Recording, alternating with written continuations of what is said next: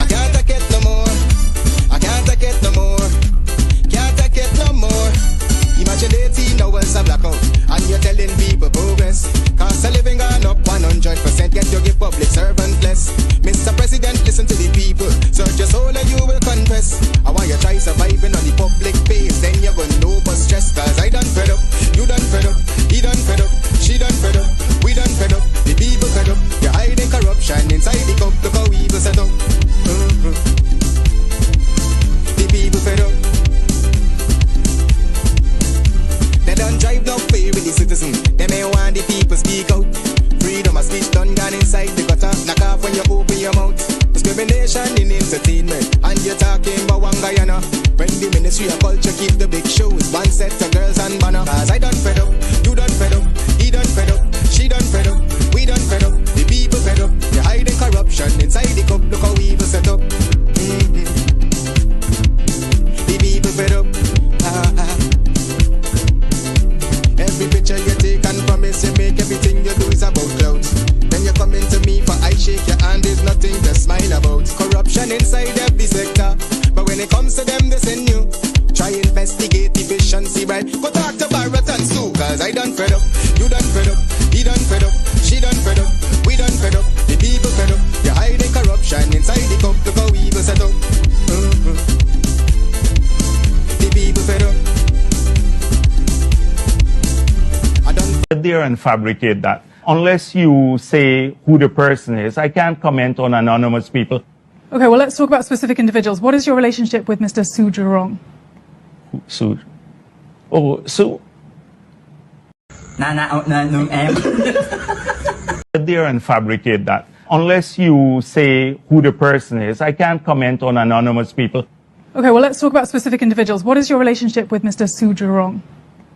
Su? Oh, so my relationship? Nothing. He is.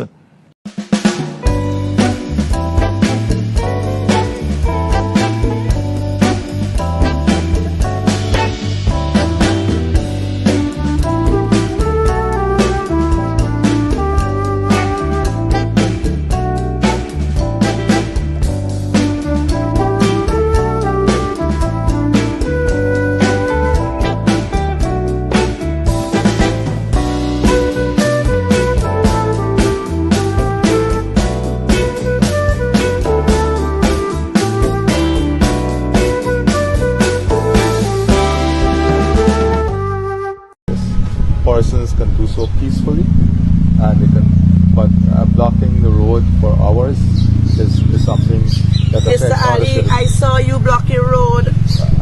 Yes, Mr. Ali. I'm just telling you. Mr. Ali, there are videos with you protesting, you being a scrape and a tug. Mr. Ali, this is not, listen, sometimes we gotta put our position aside. No, this is not position. We gotta put our position aside and place ourselves into people's shoes. You got to understand, even those persons who were traveling, yes, they were inconvenienced, but they understood the reason. They understood the reason. We understand it. Good evening, everyone. Welcome to Over to You on Bench Up Radio 107.1 FM. I am your host, Wayne Caesar. Again, welcome. We want to first thank you for allowing us the latitude to be in your homes this evening. All right, we have a few things to discuss. It's going to be a fast hour this evening because we have some additional programming this evening that I will be discussing shortly. All right, so 1 hour of Over to You this evening. I hope that everyone is doing well, and I know we're having an extended weekend here in the United States as we continue our independence celebration. All right. I'm going to just first ask everyone as I do the roll call to go ahead, like the program, share the link.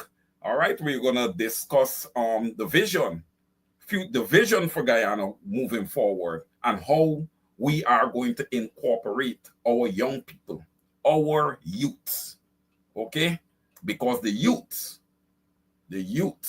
are the future. Good evening, Paula Mattis Peters, Audrey Brown, Rhonda Spencer Tom. Welcome to Over to You. Good evening, Miss Hazel Johnson, Lee Nye, Pam Halls, Lester Tom. Welcome to the program. Miss Mary Figueroa from Canada. Canada in the house. Welcome.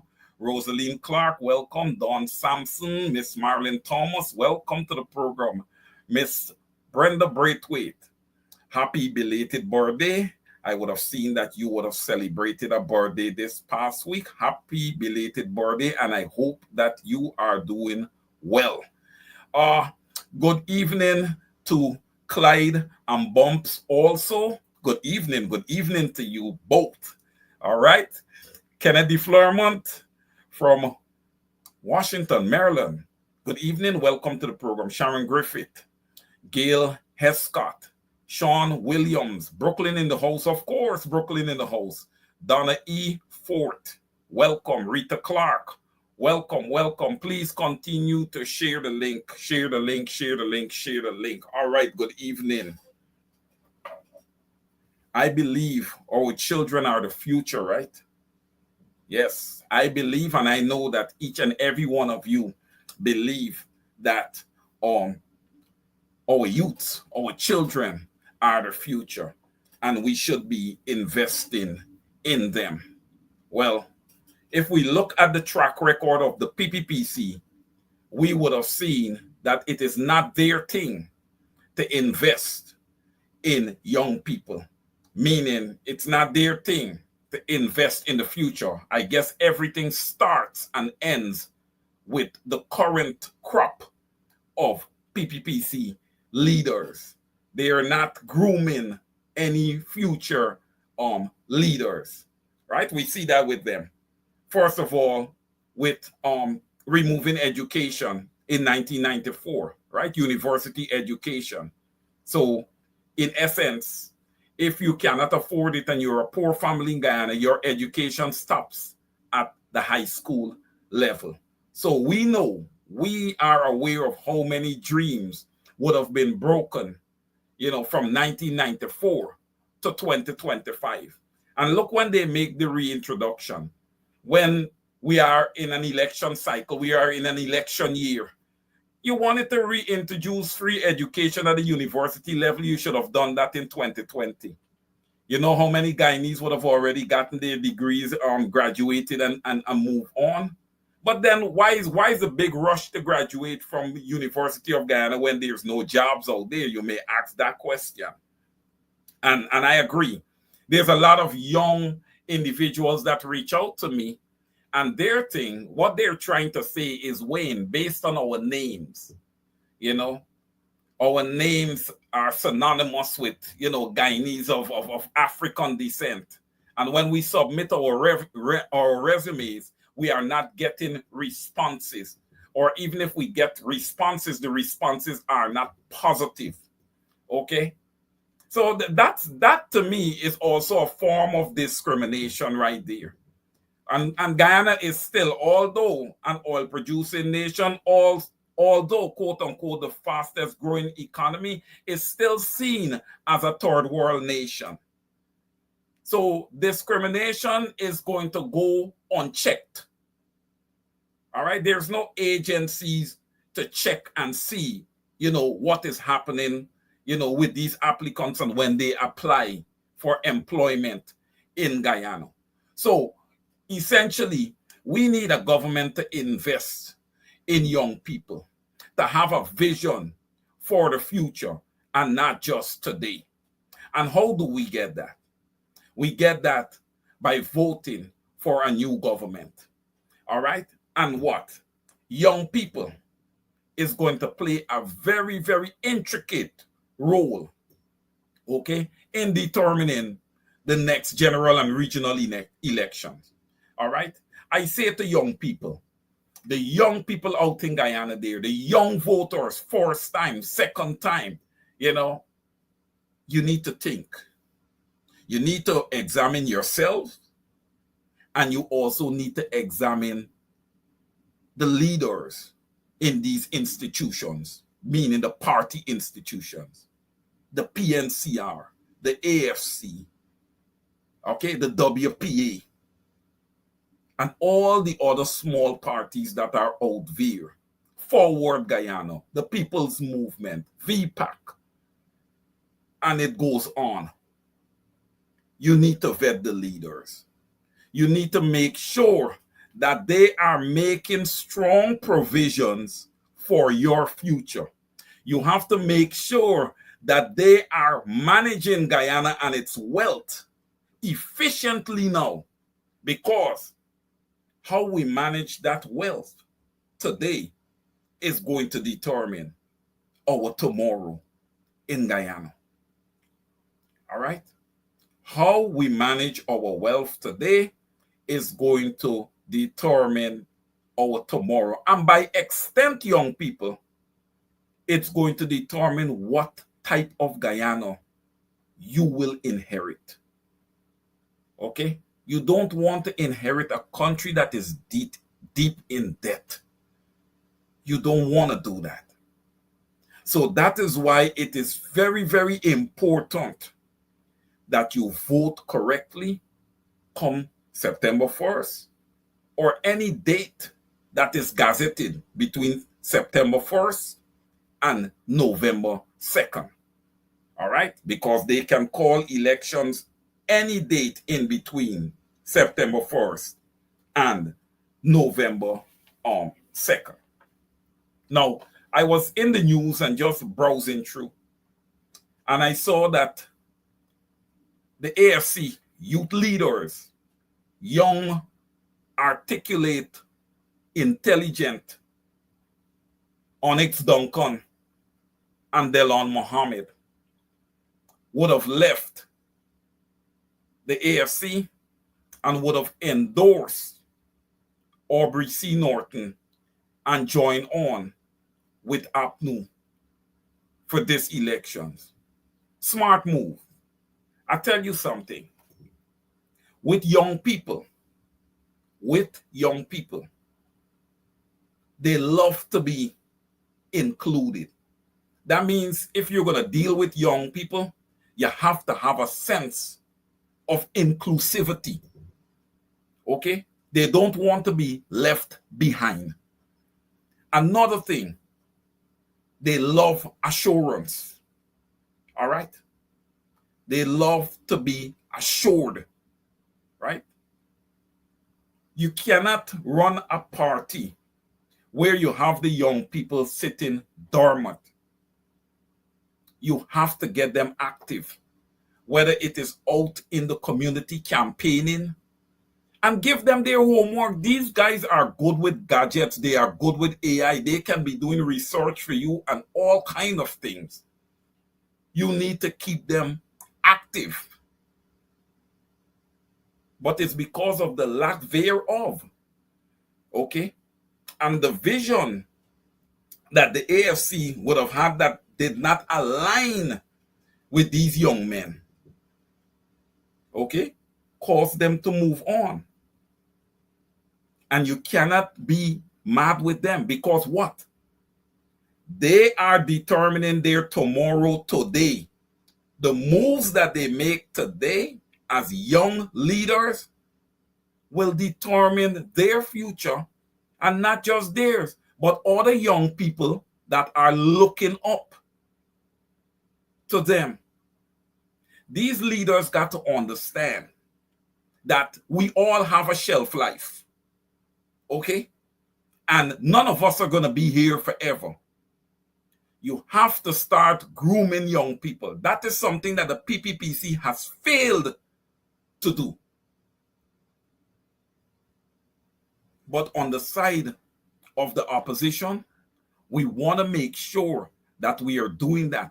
We are getting them that raw experience, that when their turn comes to lead, they are well refined and ready to grab the opportunity by the horns and execute on behalf of the Guyanese people.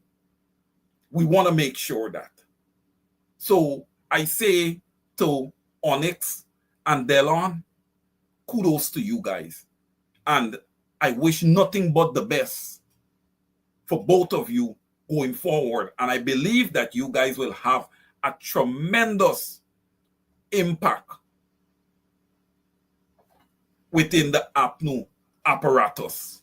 And you will be utilized. I can promise you that. You will be utilized and utilized correctly. All right. Moving on with the youths. Continuing with the youths.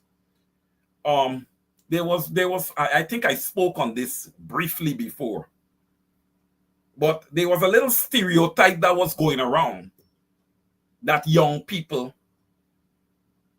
don't know the leader of the opposition. If one person or two people tell you that they don't know the leader of the opposition or they are not aware of who the leader of the opposition is, that does not mean that all young people, is not aware of who the leader of the opposition is. Okay? Because a lot of young people watch my program. A lot of young people watch Straight Up every night.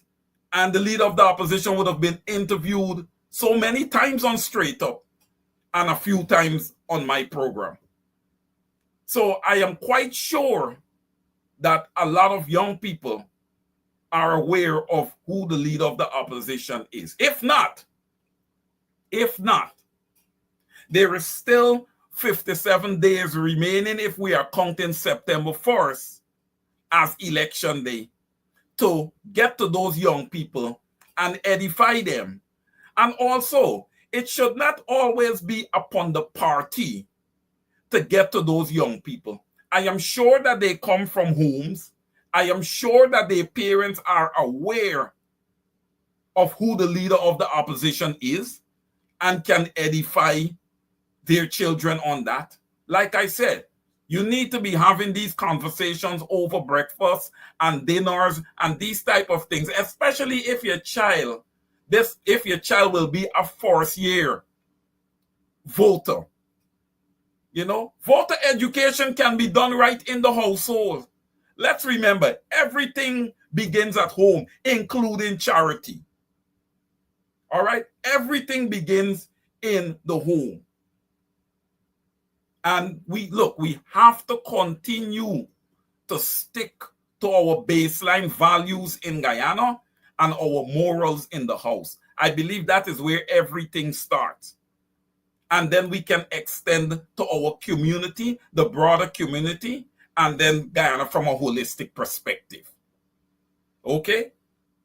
But parents have to be somewhat responsible, and family members, especially grandparents, who would have lived through so much. Let's remember, after 92, once the PPP would have gotten in there, it has just been poverty, poverty, poverty, poverty all the time.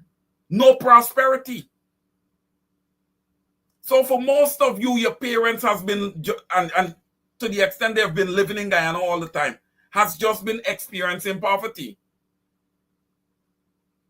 where their income cannot match their expenses, amongst other things.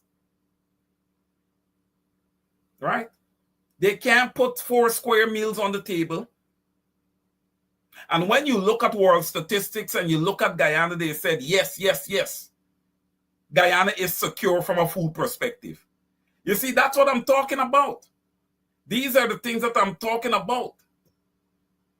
Sometimes the data that is pushed out there in the world, out there for everybody to see, does not reflect what is actually happening on the ground in a nation. That's why I say that we have to go through things nation by nation, because every nation is unique in its own way. We have food security in Guyana, yet there's so many children going to bed hungry. That's my thing. The PPP has failed to address that. They have failed to address that. They have failed to address poverty. So you young people out there that are looking, you're seeing men at the side of the street just laying down. You're seeing all this stuff. You're seeing your garden city, Georgetown, with piles upon piles of garbage. And you may want to blame the mayor and city council. But young people, you need to look to central government. There was a program earlier this year where they had the mayor of Georgetown, the mayor of Berbice, and the mayor of Linden on simultaneously. And it was mind-boggling to see that all three of them had the same exact complaint. The flow of funds from central government and the budgets that these municipalities are given that are substandard budgets. Probably a budget that would be available to a municipality in 1973 or 1972. We have moved forward as a nation. We have moved forward as a world. Things have changed with inflation, cost of living, cost of material. But the PPP has not made any adjustments whatsoever. Because when you look at New Amsterdam, it's an African stronghold. When you look at Linden, it's a Guyanese of African descent stronghold. When you look at Georgetown, the same applies. So they want all these municipalities to fail. And when they fail, then the PPP and their vice president will turn and say that these mayors have failed. Hence, they will encourage the people of these municipalities to vote PPP.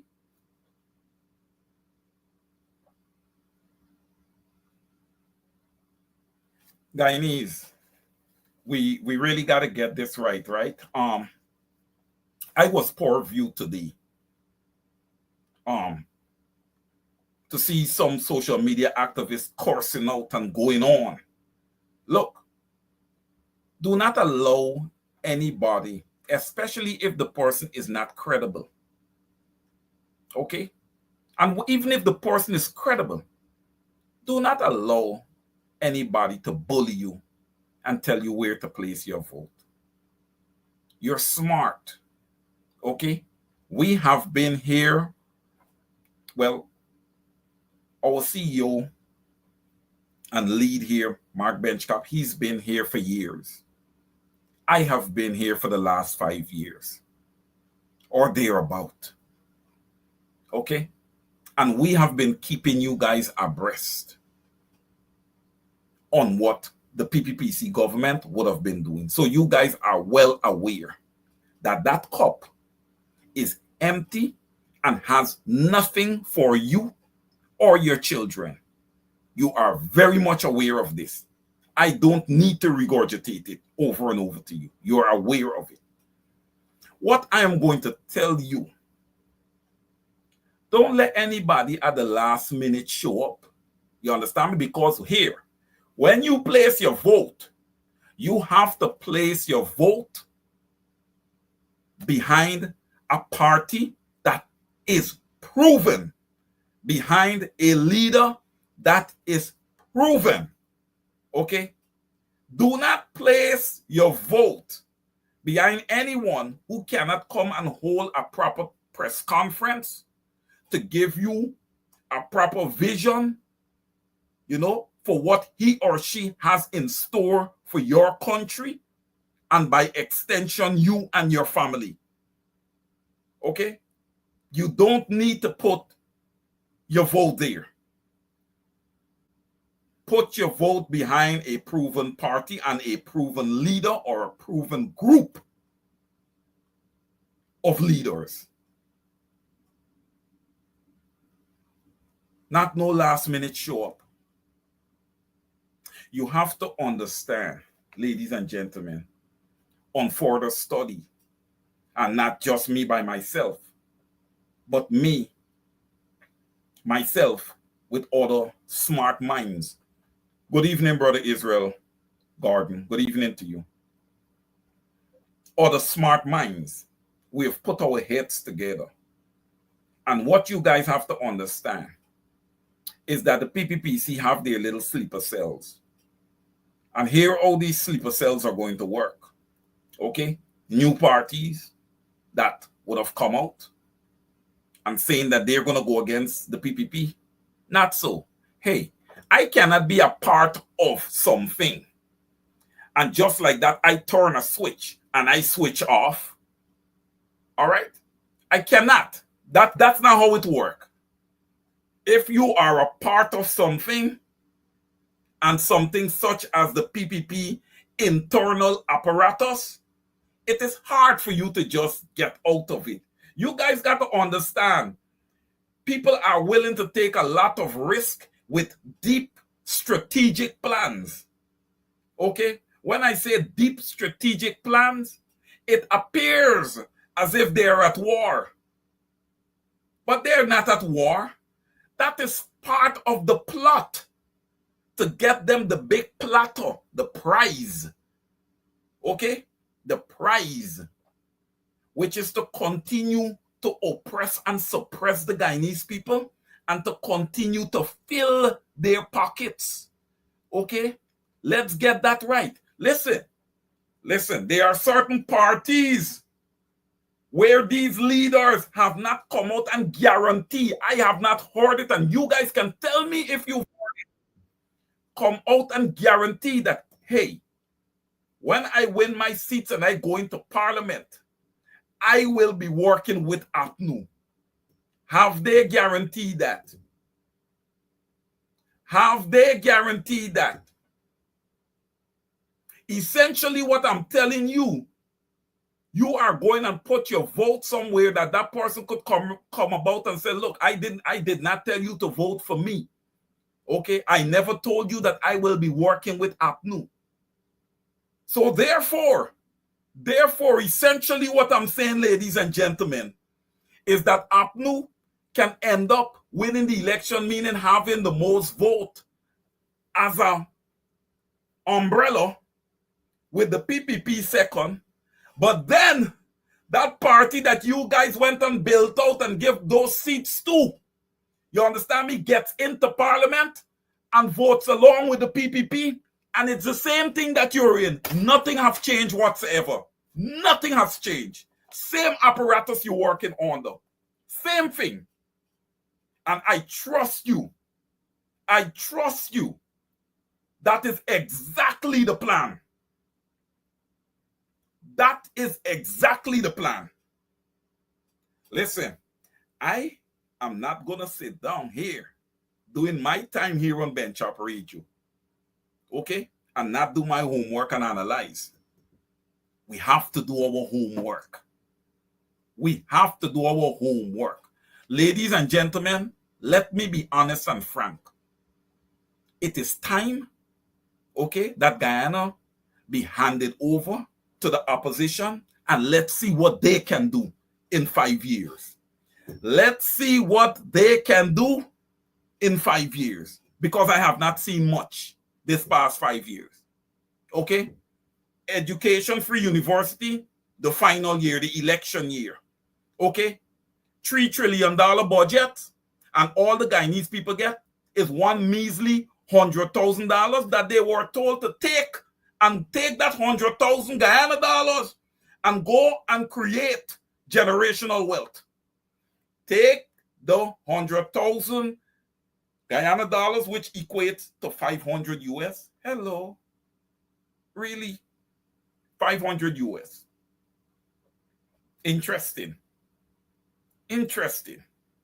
If I tell you about 500 US and how it applies to me, it will be shameful to know that you guys would have given 500 US to the Guyanese people over a 5-year period and believe that that is satisfactory and believe that one should create generational wealth with that.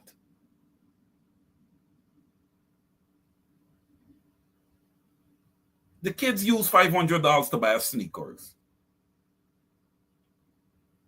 500 US. Sneakers, 450, 350. You know, come on. You're going to give that to Guyanese and tell them to go and create generational wealth with that? After you had 3 consecutive $1 trillion budget.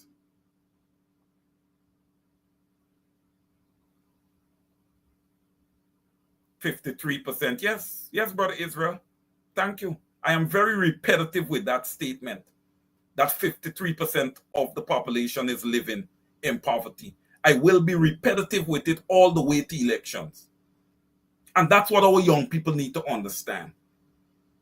While you might be fortunate enough that your parents are able to put 4 square meals in front of you, when the day comes, it's not the same for many of your colleagues. All right? I had here with me the Honorable Christopher Jones on Thursday. And guys, I was taken back when Chris was talking about the 3 children getting into the paddle boat and paddling down the river for school. Guys, you know how dangerous that could be? Massive snakes, alligators. You know, come on. Come on. When you look at the young ladies in Madia and these places, in the schools, no proper place to shower themselves. They have to shower themselves in the open where men can look at them. Aren't you guys not ashamed? Well, I know Nigel Darmlal would not have a problem with that. Nigel Darmlal, who the PPP would have placed on their list again, would never have a problem with that. Right? Because that's what you guys are all about. Taking away the innocence from our young women. We're going to stop that. We're going to put an end to that. We're going to put stronger agencies in place to take care of our young women, to make sure that they are protected, to make sure that they are not violated. Okay? You young people watching tonight. Yes. And here, I'm saying this, not being a card-holding PNC member. I am not. But I've done my studies. I have done my study, and I see on the side of the opposition that they are willing to execute and bring about change, positive change for the Guyanese people. So therefore, I have to support them. I am sorry. I cannot support an oppressive regime. I don't care how much money you throw my way. What I do, I make sure that the things that I do is with integrity, and I make sure that I execute my moral responsibility to my brothers and sisters, and by extension, the people of Guyana. And I'm asking that everyone do that. If we hold our integrity in place, we hold one head, and we execute, we can change our country. We can change Guyana. We can once again make Guyana a prosperous nation. This thing has become a cowboy country, right? Imagine you have citizens, guys. You have citizens that have AR-15 in their homes. Why? Why? For what purpose? Don't we have police? Don't we have the Guyana police force that should be independent in both fact and appearance? But it's absolutely not. The worst police commission in the history of Guyana is sitting there right now. A big dunce. A big dummy. Imagine we lost an 11-year-old murdered at Doubleday Hotel. And not one press conference from that dunce. Not one press conference from that dunce. But when you look at the side of the opposition, there resides the Honorable Mr. Paul Slow and Dr. Paul Williams, along with former acting police commissioner, Mr. Clifton Conway. And I assure you that those three men, along with others, can bring along the needed reforms in the Guyana police force. I assure you that they can do that. Everybody, their mother, their grandmother, their sister, their brother, everybody has a gun in Guyana these days. Everybody. And I noticed the stabbing thing has picked up again. It shows you people don't have respect for each other. Why? Because the government don't have respect for the people. The government don't respect anybody, right? You have the man who is sitting in the highest position in the country, the installed President Irfan Ali, trying to handle a reporter, right? Lack of respect, total breakdown when it comes to respect, law, and order. And yet you have that VP who comes out on Thursday and he just blatantly ignores everything and just pick a few topics and talk about them. Because the media that is present is either somewhat scared to ask certain pertinent questions or, you know, is not up to par. If you got critic there, you call critic one of your top journalists when you have your press conference. So he's one of your top journalists when you have your press conferences on Thursday. But then on the other days, he is busy cursing Guyanese and calling them hungry belly on his morning shows. You see, that's where I talk about standards, right? We don't have that. We don't have that in Guyana. We need that. We need a proper functioning judiciary. Okay? That needs to be functioning. We need a strong executive, an executive that can be trusted, an executive that comes with no baggage or very minimal when you look at baggage. But we have a guy that's sitting there now, okay, that once had 19 fraud charges, cannot prove his educational pedigree or portfolio to the Guyanese people. Cannot prove it. Cannot prove it. Yet people jump up and they say Dr. Ali. All right? Cannot prove it. Look, he was sanctioned by Canada. The vice president admitted that. That's why he couldn't go to Canada. All right? Everybody is sleeping. Everybody be sleeping when Irfan Ali is speaking at the UN. No, man. When Guyana come to that pulpit or to the stage, we want everybody to be wide awake because we are one of the fastest growing economies in the world. Okay? And we are moving to the forefront as a small nation. But no, when you have a set of incompetent people sitting in government, that is exactly what you get. No one pays no attention to you.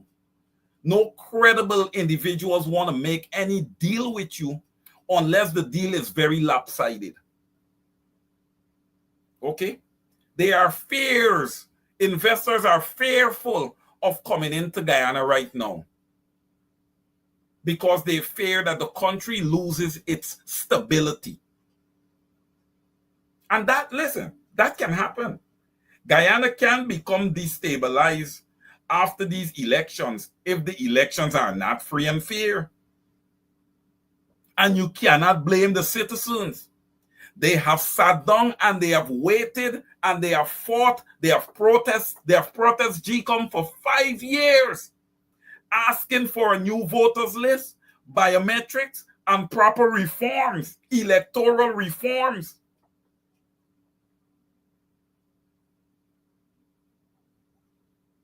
But they never give it to them. And now you have these overseers who are there in 2020. CARICOM is going to be there. The Carter Center. Jagdio was talking at his press conference about he being happy that the Carter Center will be there. Well, I'm going to say this. While Jimmy Carter, the late, great Jimmy Carter, was a president that I respected, I am not sure about the Carter Foundation. That's my opinion. That's just Wayne Caesar. It's not the opinion of Ben Chop Radio. It is Wayne Caesar's opinion. Because of what would have occurred in 2020. Look, you cannot look and say that this elections, there needs to be reform. There needs to be a new voters list. You guys are back here again to do oversight of another elections. And none of the things that you would have asked to be implemented was not implemented. And you guys are satisfied and ready to go with elections again. No, you guys are equally complicit in robbing the Guyanese people.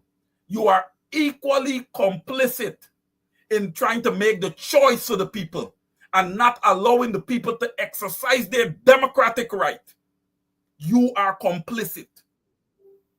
Any ambassador that is willing to sit down and say that the Guyana Elections Commission would have done their job over the last 5 years and put in place the necessary measures for free and fair elections, you are complicit in denying the Guyanese people their democratic right.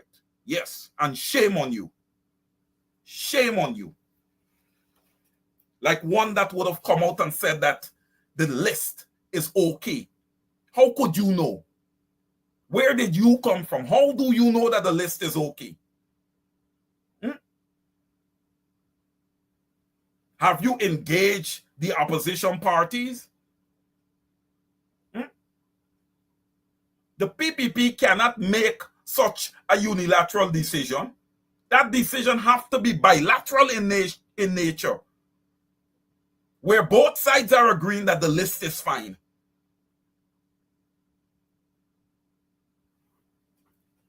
Ladies and gentlemen, we close in 16 minutes.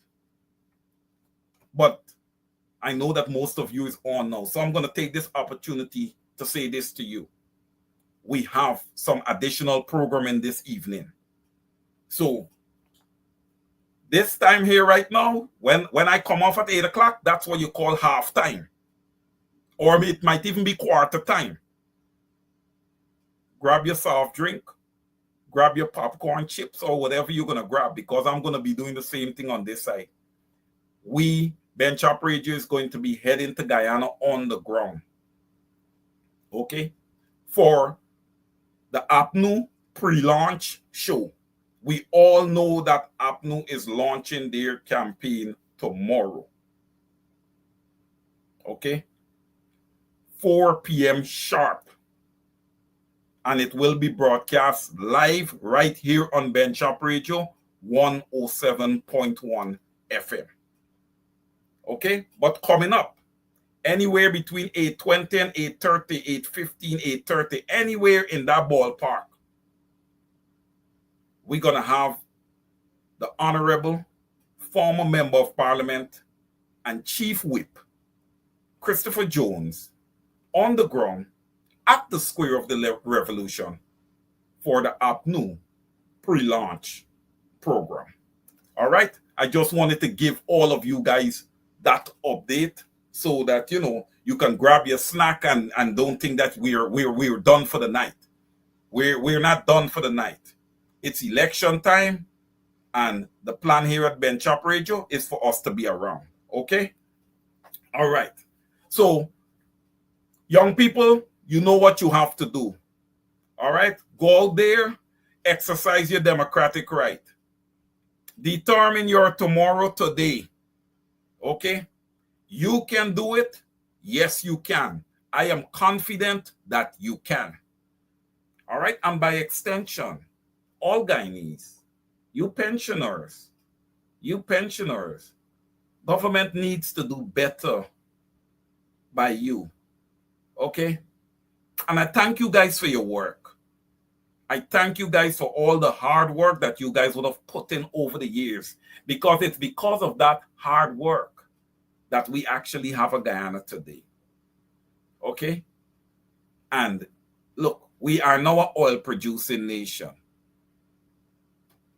We should do better by you. All right?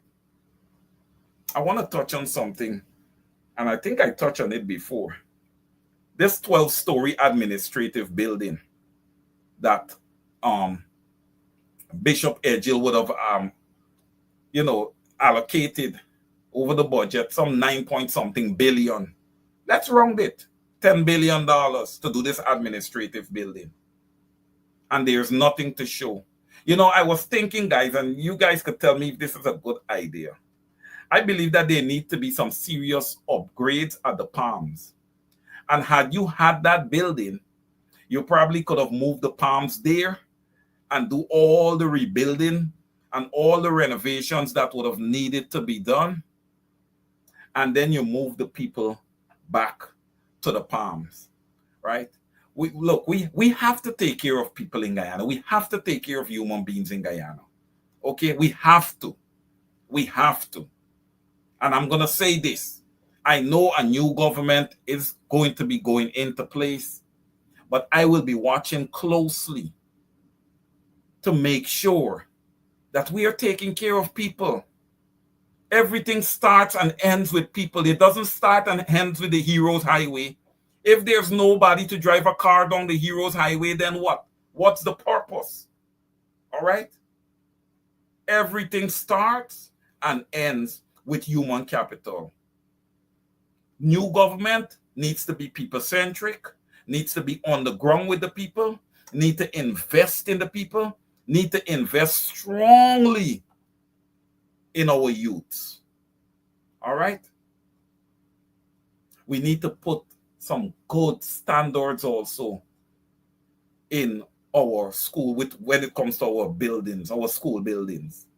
It needs to be a standard right across for all schools. It should be standardized. Okay? The lighting, the water. I believe in our schools we should really look at having little vending machines, all these little things we need to add in to our schools, man. We need to become more modern. We need to become more sophisticated. We need to have better labs for our children, right? We need to start having courses in AI down in Guyana being taught in schools as well as at the university level. All right? We need to get down with our technical skills. Whether it's accounting, economics, finance, we need to get down. Look, I have a lot of Guyanese friends that are also public accountants. We don't mind. We don't mind doing online courses for the University of Ghana, whether it's volunteer during the summer or whatever the nature may be. But I'll tell you this, we will not do it under the PPPC. We will not do it under the PPPC. Because the PPPC is not doing anything for the Guyanese people. They are not doing anything for the Guyanese people. So as we come down, as we prepare to close, brothers and sisters, as we prepare to close, is there anything? Yes, Denny's book, I'm looking through your comments now. Yes, also toilets, yes, needs to be standardized. Look, we, on Bench Operator here, we had photos showing you the toilet pit and all of these stuff. Come on, really? Are you kidding me in this modern time? In this modern time? We should have flush toilets in all schools in Guyana, Priya. But then I can't expect any better from you. You are a lawyer by trade. I don't know how good a lawyer you be. And you know what, guys?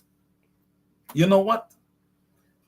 I didn't get the opportunity to say congratulations to the Honorable Coretta McDonald on winning the presidency of the Guyana Teachers Union. Congratulations to you, Ms. Coretta McDonald. I guarantee you, ladies and gentlemen, the Guyana Teachers Union is going to pivot and go in a whole different direction. A pleasing direction to the teaching fraternity. A pleasing direction for a change to the teaching fraternity. And an Comrade Aubrey Norton-led government will make sure that our teachers are properly paid and that their salaries are up to standard with the broader Caribbean, like it should be.